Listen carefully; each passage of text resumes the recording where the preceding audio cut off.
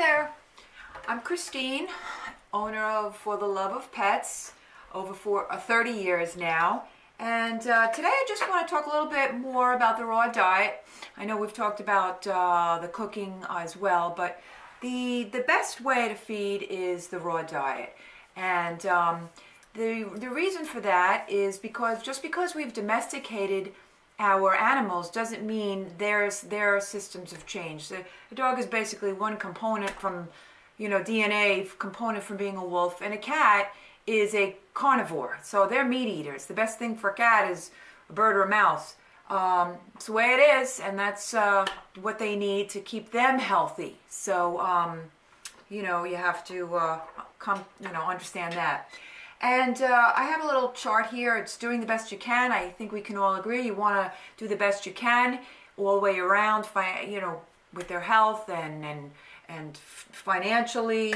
So we want to be in prevention mode, which is keeping them healthy in the first place. So the best here is, of course, you can't do this really. Hunted raw prey, not realistic in modern society. The next step would be fresh raw meats, bones, organ meat with small amounts of fresh vegetables and fruits. Include a well-rounded vitamin, mineral, enzyme mix, probiotics, and omega-3 and 6 essential fatty acids. So that's fish. So you can buy cans of sardines or mackerel, so that's good for them to get those oils as well. You can also put cod liver oil and different oils in the dog's food too. That's another good thing, especially in the winter when their skin is dry. So then as you go down, you'll see fresh cooked meats, calcium organ meat with small amounts of fresh vegetables and fruits. Include the mineral mix.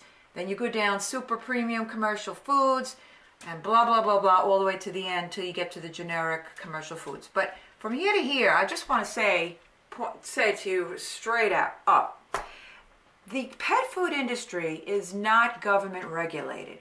The only thing that they regulate is the cleanliness of the facility, which I'm not sure about anyway.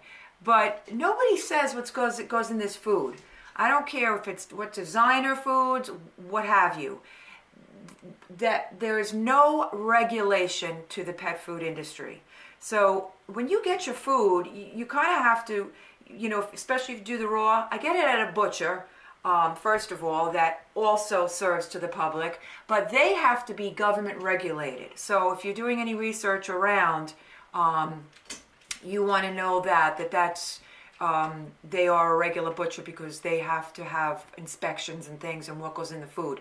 So right here, I just picked up a nice batch I get my food from Meadow Meat in Middletown, Connecticut. The phone number there is 860-347-8574.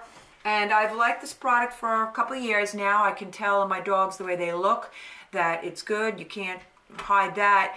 What you put in, you get out. So you can see here, it's so easy. It's not, you don't have to do any prep anymore. They come in blocks, and they come in 3 different varieties. For right now, they have the turkey mix, the beef mix, and the chicken mix. And so it comes in blocks, and they get bags of them. So I just want to show you over here. So what do you think the difference is from this chunk of meat and this chunk of meat? Basically, this is better than this, which I'm going to have, hamburger with this tomorrow. But for dogs, this is better because not only is there meat in here, but there's also ground up vegetables and ground up bone.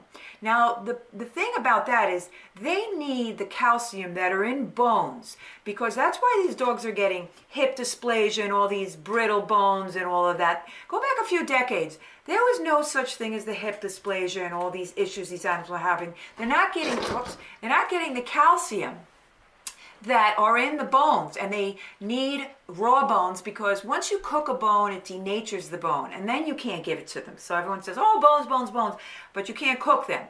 So in the natural form, which is the way they'd go out and eat anyway. Let me tell you something. If your dogs suddenly were homeless, they would go out, hook up with a pack of dogs, and they would not be setting up a campfire. They would hunt it and eat the meat that way. So here we also have some duck necks that Again, these are great because they have to chew them and it flosses their teeth. So when they say eating cookies, dog biscuits cleans their teeth, no, it does not. This is what they need to clean their teeth. And when they tell you should clean your dog's teeth, we don't even take care of our own teeth. Do you think people are really going to go in the mouths of their animals and floss their teeth and take care of them? So if you feed them the right way, this is all done naturally and cheaper. And then again, over here are some beef neck bones, venison neck bones I get. And again, you can get the bigger size for bigger dogs, although this guy right here, you'd love that. But they also have smaller ones for little small dogs, and they will eat this whole thing. They'll eat the meat and all the bone, and it's fine for them because two things.